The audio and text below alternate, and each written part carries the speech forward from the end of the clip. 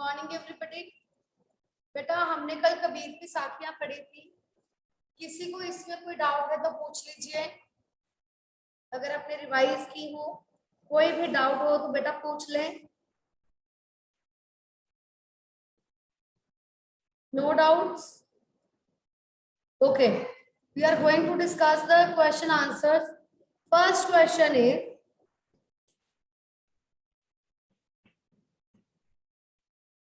कबीर जी के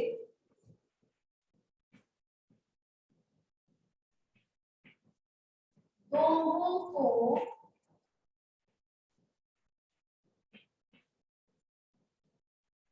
साखी क्यों कहा जाता है? कबीर जी के दोहों को साखी क्यों कहा जाता है? Raise your hands.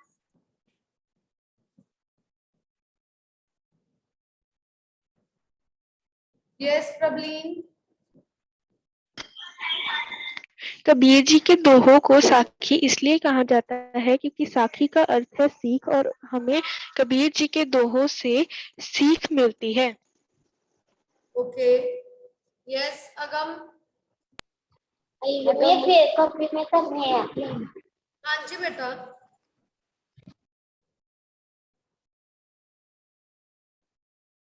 Anybody else? साखी का अर्थ होता है साक्षी या गवाही,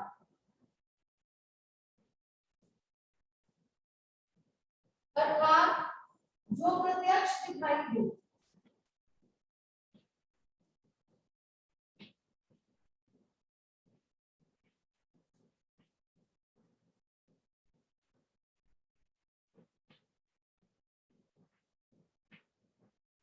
और कबीर जी के दोहों में उन्होंने अपने जीवन के हुए अनुभवों को प्रत्यक्ष देखा।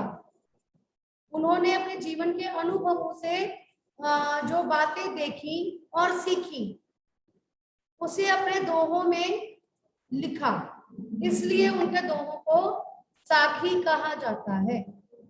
साखी का अर्थ है साक्षी या गवाही, अर्थात जो प्रत्यक्ष दिखाई दे। और कबीर जी ने अपने जीवन में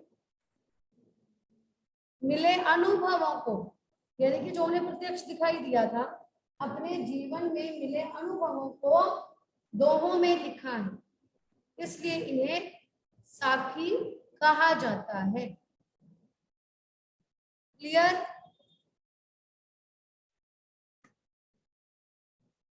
clear? Any doubt? Okay, next question is, तलवार का महत्व होता है म्यान का नहीं। हमने पहले दोहे में पढ़ा था, जाति न पूछो साधु की पूछ लीजिए ज्ञान, मोल करो तलवार का पड़ा रहन दो म्यान। तलवार का महत्व होता है म्यान का नहीं। उक्त उदाहरण से कबीर जी क्या कहना चाहते हैं? हाँ जी अंशिका।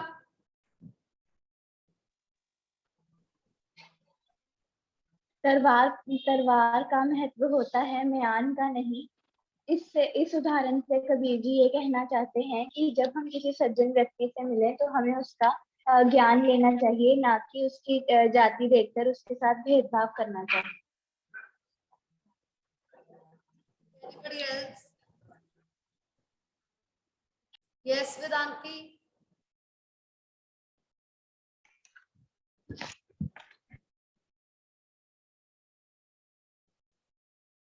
वेदांती बोलिए बेटा।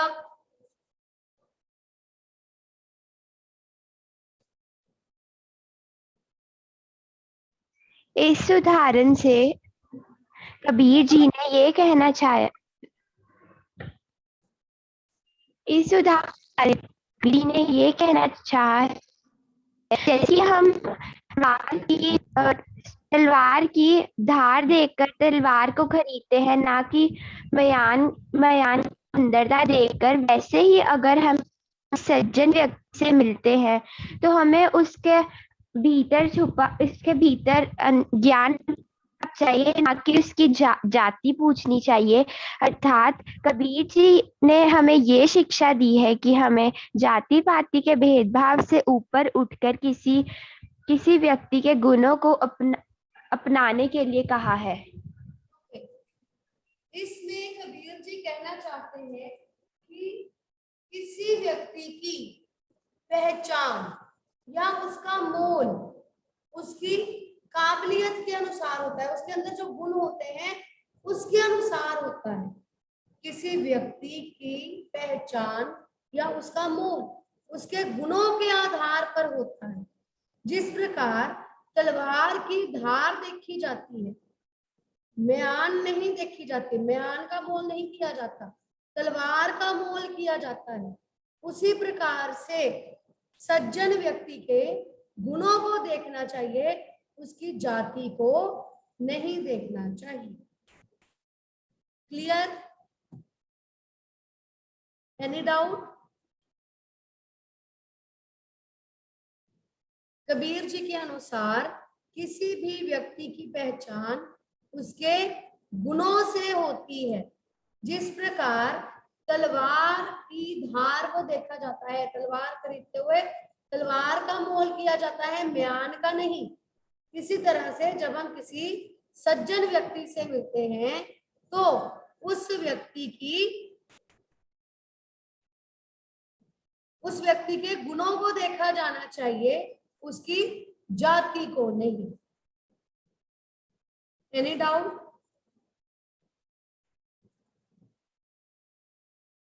समझ में आया बेटा? शो मी थंब अगर समझ में आया तो टर्न ऑन योर वीडियोस। कम से कम बेटा मुझे आपकी शक्ल देख के पता चल जाए कि समझ में आ रहा है नहीं आ रहा है। Turn on your videos.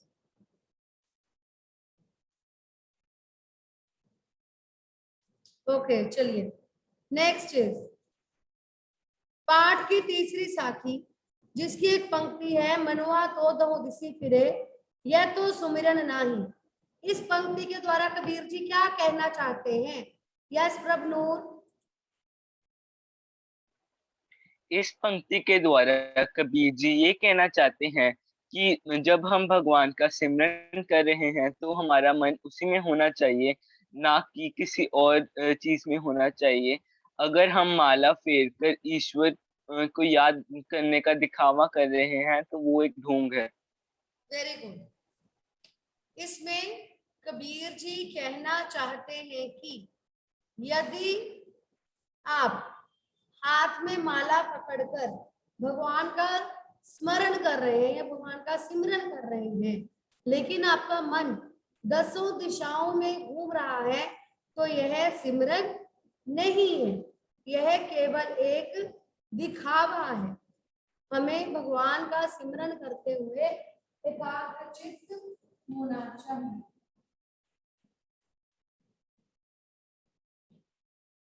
Okay clear? किसी को कोई डाउट?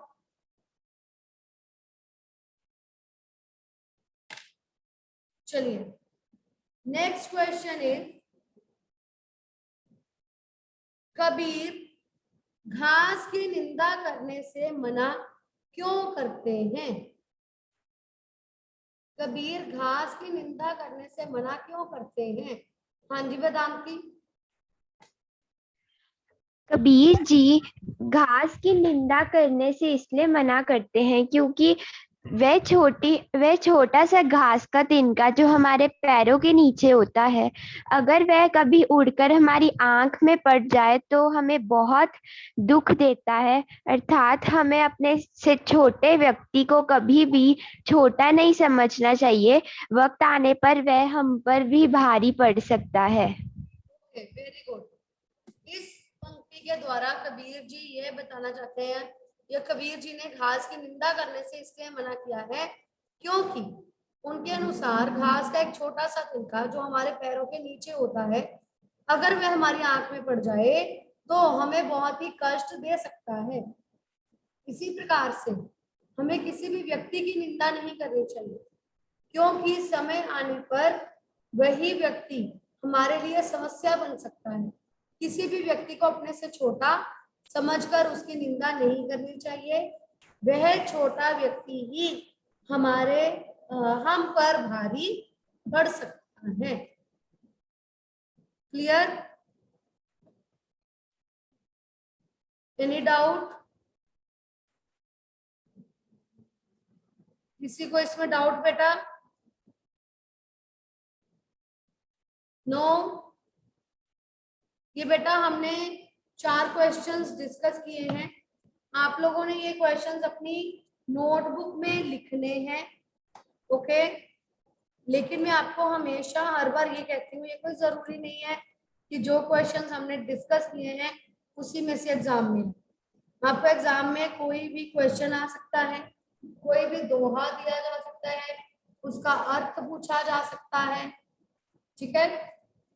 कोई भी दोहा जो है वो पठित काव्यांश की तरह लिया जा सकता है। किसका लिखा हुआ है, इसमें क्या कहा गया है, इस पंक्ति का क्या अर्थ है, इस शब्द का क्या अर्थ है, अलंकार कौन सा है, अलंकार अनुप्रास अलंकार के उदाहरण बताइए। ठीक है बेटा? इस तरह से किसी भी फॉर्म में क्वेश्चंस पूछे जा सकते हैं। आपको चैप्टर क्लियर होना चाहिए, कॉन्सेप्ट्स क्लियर होने चाहिए, ओके? इस पार्ट में बेटा किसी को कोई डाउट हो तो पूछ लो। Any doubt? हाँ जी अंशिका। मैम हमने बुक से 4th क्वेश्चन नहीं करना? बेटा उसमें ये लिखा है, मनुष्य के व्यवहार में ही दूसरों को विरोधी बना लेने वाले दोष होते हैं। यह भावार्थ किस दोहे से व्यक्त होता है, किस दोहे से पता चलता है? ठीक है, ये हम लिखेंगे नहीं कॉपी में। हमें भाव पता है कि किस दोहे में क्या बात कही गई है। जैसे लास्ट दोहे में बोला गया, जग में बैरी कोई नहीं, जो मन शीतल होए, या आपा को डारी दे, दया करे सबको। अगर आप दोहे याद कर सकते हैं तो आप दोहे याद कीजिए। हमें दोहे याद होने चाहिए, आने चाहिए। अगर हम याद कर सकते हैं तो इन्हें दोहराते रहिए और इन्हें याद कीजिए, okay? Any other doubt anybody? सब कुछ क्लियर है तो बेटा थंब शो करिए।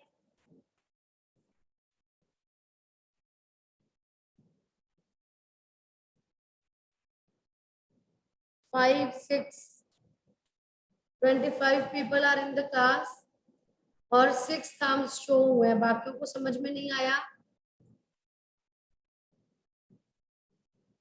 हमने बेटा वीडियो बंद कर रखी है और हम थंब भी शो नहीं कर रहे हैं, इसका मतलब हम क्लास में है ही नहीं। क्या मुझे ये समझना चाहिए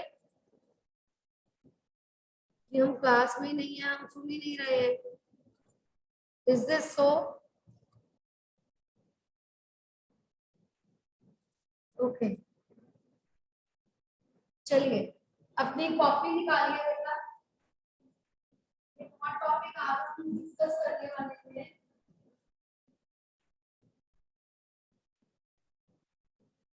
आपकी राइटिंग स्किल में इसको लिखा जाता है।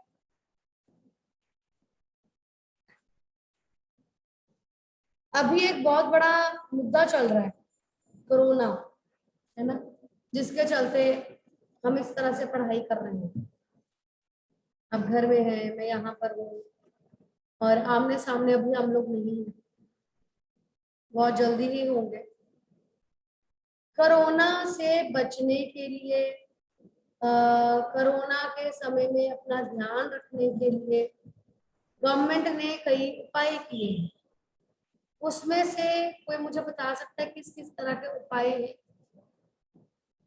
Raise your hands.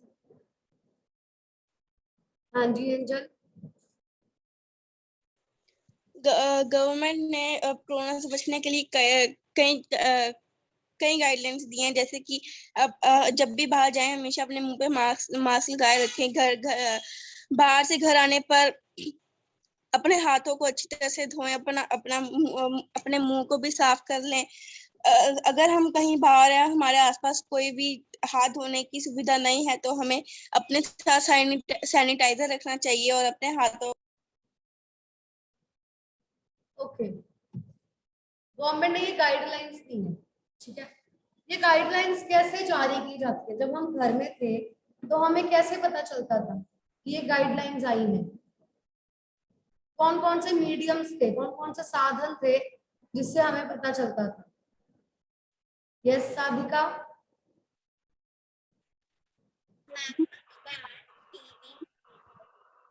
बेटा आपकी आवाज नहीं आ रही।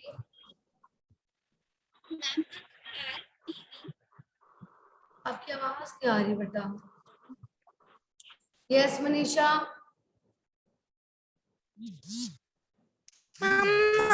हमें इनके बारे में थ्रू टीवी और newspaper and social media platforms के थ्रू पता चलता था। TV, social media platforms, okay, newspapers, right. तो जो हमें ये पता चलता है ये किस फॉर्म में दिया जाता है? ये किस फॉर्म में दिया जाता था? लाइक हम इसे क्या कहेंगे? Yes angel. Yes angel.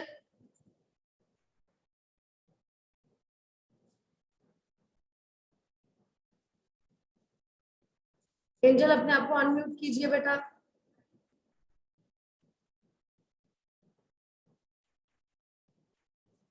Okay, जब हम टीवी देखते थे, यस अंशिका। मैम आपका क्वेश्चन नहीं समझ आया। क्वेश्चन नहीं समझ में आया, ओके। जब इसमें आपको न्यूज़पेपर में गाइडलाइंस पढ़ने को मिलती है या आपको टीवी में दिखाया जाता है कि एक बच्चा आ रहा है, दूसरा बच्चा आ रहा है, तो आपको बता रहे हैं हाथ धो रहे हैं, हाथ साफ कर रहे हैं, है ना, मास्क लगा कर रखें, तो वो लोगों को बताने की कौन सी फॉर्म है? इसे आप क्या कहेंगे? Yes Angel. मौखिक। Okay, yes Prabhnoor. Ma'am advertisements. Yes, advertisement. Advertisement नहीं होता बेटा, एडवर्टीजमेंट। ओके, और एडवर्टीजमेंट को हिंदी में क्या कहते हैं? कौन बताएगा? Yes angel. विज्ञापन। विज्ञापन, वेरी गुड। आज हम विज्ञापन करते हैं।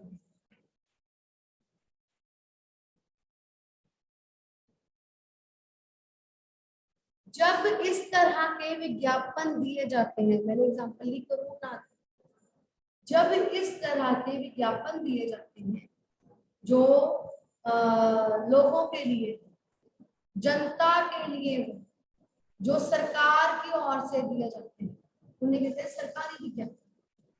कई तरह के विज्ञापन होते हैं, आपने न्यूज़पेपर में पढ़ा होगा, क्लासिफाइड्स होते हैं, ठीक है, जॉब्स के लिए विज्ञापन दिए होते हैं, मैट्रिमोनियल्स दिए हुए होते हैं, इसके अलावा लोग अपने प्रोडक्ट्स बेचते हैं, उसके एडवर्टीजमेंट देते हैं टीवी में, रेडियो में, अखबार में, है ना। कुछ ऐसे विज्ञापन होते हैं जो सरकार की ओर से जनता के लिए होते हैं, राइट। अभी जैसे हमने बात की कोरोना की, इसके अलावा और किस तरह के विज्ञापन होते हैं सरकार की ओर से आते हैं? कौन बताएगा? और किस बारे में विज्ञापन होते हैं अगर आपने कभी देखे हो? यस वेदांती। मैम जैसे कोई कंपनी का प्रोडक्ट्स उन्होंने बेचने होते हैं तो कंपनी के प्रोडक्ट्स के विज्ञापन नहीं बेटा। कंपनी के प्रोडक्ट्स लाइक साबुन हो गया, शैम्पू हो गया, किसी मॉल का ऐड हो गया, गाड़ी का ऐड हो गया, ये सब पर्सनल है, ये सब पर्सनल है। लोग अपने उत्पाद बेचने के लिए उन विज्ञापनों को देते हैं, लेकिन सरकार किस तरह के विज्ञापन देती है? जैसे कोरोना के लिए, अगर हम कोरोना की बात करें तो सरकार ने हमें गाइडलाइंस दी। किसी ने बोला कि मैम जो कंपनी लाइफबॉय बनाती है उसने हमें गाइडलाइंस दी? नो, उन्होंने अपने प्रोडक्ट्स बेचने के लिए एड्स बनाई, सैनिटाइजर्स बेचने के लिए, साबुन बेचने के लिए उन्होंने एड्स बनाई, विज्ञापन बनाए, ठीक है। लेकिन जो विज्ञापन सरकार हमें देती है वह सरकारी विज्ञापन, सरकार ने हमें गाइडलाइंस दी, सरकार ने किसी हीरो को लेकर, किसी सेलिब्रिटी को लेकर उनके द्वारा विज्ञापन बनवाए, या वैसे ही लोगों को उन्होंने जागरूक किया। ये कोरोना के एग्जाम्पल मैंने ली है, इसके अलावा और किस तरह के विज्ञापन देती है सरकार? एक एग्जाम्पल और दे देती हूँ। अब तो भारत पोलियो मुक्त हो चुका है, पोलियो डोज पिलाई जाती थी बच्चों को, उस समय पोलियो रोकने के लिए सरकार हमें विज्ञापन देती है कि बच्चों को पोलियो ड्रॉप्स पिलाओ। अब नहीं आती क्योंकि WHO ने भारत को पोलियो मुक्त घोषित कर दिया, ठीक है। पहले अमिताभ बच्चन जी ऐड देते थे 2 बूंद जिंदगी की, ठीक है। ये जो है ये सरकारी विज्ञापन है जो सरकार देती है, इस तरह के विज्ञापन। हाँ जी प्रभु। मैम नशे से दूर रहने के लिए आजकल आ रहे हैं विज्ञापन। नशे से दूर रहने के लिए जैसे आपने अक्षय कुमार की ऐड देखी होगी, है ना, नशे से दूर रहने के लिए अक्षय कुमार ऐड देते हैं, है ना। वो सरकार हमें बताती है, सरकारी विज्ञापन है, ओके। जब हमने कोई हम कोई भी विज्ञापन देखते हैं, ठीक है, हम बस देख लेते हैं, सुनते हैं, हम बहुत अच्छे से ध्यान में नहीं रखते हैं कि विज्ञापन कैसा था, क्या लिखा हुआ था, ये बातें हम ध्यान में नहीं रखते हैं, हम ऊपर से चीजें देखते हैं, है ना। यही विज्ञापन जब हमें बनाने के लिए आए कि विज्ञापन बनाइए, तो आप विज्ञापन कैसे बनाएंगे, उसका फॉर्मेट बता रही हूँ, ध्यान दीजिए। सबसे पहले आप ऊपर हेडिंग लिखेंगे विज्ञापन, राइट। फिर आप बॉक्स बनाएंगे,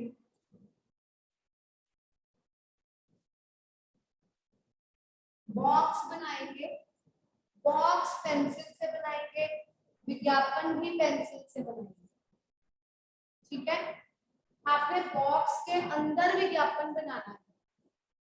सपोज कोरोना ही में एग्जांपल ले लें, बॉक्स बनाया, यहाँ पर आपने एक कोटेशन लिख दी कोरोना से रिलेटेड। अब मैंने ऐसे बनाया है, आप ऐसे टेढ़ा भी लिख सकते हैं, किसी भी फॉर्म में, जरूरी नहीं है ऐसे ही, ठीक है। तो यहाँ पर एक पिक्चर से ड्रॉ कर सकते हैं, कोरोना से रिलेटेड पिक्चर बना सकते हैं, ठीक है। कुछ भी हो सकता है, मास्क पहनना है, ठीक है, या मास्क नहीं पहनना हुआ, या हैंडशेक कर रहे हैं, अगर हैंडशेक कर रहे हैं मास्क नहीं पहना, उसके ऊपर आप क्रॉस लगा सकते हैं, आपको ऐसा नहीं होना चाहिए। या आप उसको पॉजिटिव दिखा रहे हैं कि 2 लोग खड़े हैं, हाथ जोड़ रहे हैं, नमस्ते कर रहे हैं, हाथ मिला रहे हैं, किसी भी फॉर्म में, that is your thought process. हमें पता है कि दूर रहना है, हाथ नहीं मिलाना, मास्क पहनना है, हाथों को सैनिटाइज करना है, हाथ बार बार धोते रहना है, इस तरह से कुछ भी पिक्चर, ठीक है। फिर उससे रिलेटेड यहाँ पर 3-4 बुलेट्स में आप मेन चीजें लिखनी है, पूरे फुल लाइन नहीं लिखनी है, पूरे फुल लाइन नहीं लिखनी है कि आपको मास्क पहनना चाहिए, ऐसे नहीं। शॉर्ट, मास्क पहने, हाथ धोते रहे, ठीक है, दूरी बनाए रखें, अपना ध्यान रखें, दूसरों का भी ध्यान रखें, इस तरह से बुलेट्स जो भी हमें पता है उस बारे में, राइट। फिर उसके बाद आप कुछ क्लाउड्स में लिख सकते हैं, अगर आप कुछ बहुत अच्छा एक्स्ट्रा कुछ लिखना चाहते हैं तो क्लाउड बना दिया, कहीं पर भी। ये आपकी प्रेजेंटेशन है, मैं अपनी प्रेजेंटेशन दिखा रही हूँ, आप अपनी प्रेजेंटेशन से कुछ भी कैसे भी लिख सकते हैं, लेकिन ये चीजें होनी चाहिए उसमें, ओके। जब आप इतना ही कंप्लीट कर लेते हैं तो आप नीचे लिखेंगे जनहित में जारी, क्योंकि हम सरकारी विज्ञापन की बात करते हैं जो सरकार द्वारा किए जाते हैं, उन्हें जनहित में जारी, जनहित, जन मतलब लोग, हित मतलब भलाई, लोगों की भलाई के लिए ये विज्ञापन दिया जा रहा है। जारी मतलब उसको जारी करना, उसको लोगों को बताना, जनहित में जारी, लोगों की भलाई के लिए विज्ञापन बनाया गया है। ठीक है, सेम अगर मैं लेती हूँ कि सरकार हमें कहती है जी पानी बचाओ, जल बचाओ, पानी वेस्ट मत करो। एक्चुअली हम लोग ना जो कमर्शियलाइज्ड चैनल्स है ना वो ज्यादा देखते, दूरदर्शन तो मेरे ख्याल से कोई देखता ही नहीं होगा। अगर आप दूरदर्शन देखें तो उसमें ऐसे विज्ञापन आपको देखने के लिए मिल सकते हैं। ठीक है, वहां पे अब थोड़े कम हो गए हैं लेकिन फिर भी मिल सकते हैं। चलिए, मान लो पर्यावरण बचाओ है, जल बचाओ ले लो, जल बचाओ, उसका विज्ञापन अगर हमें सरकार ने दिया है तो यहाँ पर जल बचाओ से रिलेटेड कोड आप इसको ऐसे भी लिख सकते हैं, टेढ़ा भी लिख सकते हैं जैसे मैंने बोला। इसके अलावा यहाँ पर आप रिलेटेड कुछ पिक्चर बना सकते हैं। ठीक है, आप कहीं पर भी क्लाउड्स में कुछ भी अपने मेन जो कुछ एक्स्ट्रा बताना चाहते हैं वो लिख सकते हैं। फिर यहाँ मैंने आपको बताया कि बुलेट्स है, बुलेट्स 3 से 4 बुलेट्स आप लगाकर सामने लिख सकते हैं। जल है तो कल है, जल ही जीवन है, यहाँ कुछ और लिख सकते हैं। ठीक है, जल बर्बाद ना करें, जितनी आवश्यकता हो उतना गिलास भरें, इस तरह से। और नीचे आप लिखेंगे जनहित में जारी। Right, clear everybody? Yes angel? Angel कुछ पूछना है बेटा?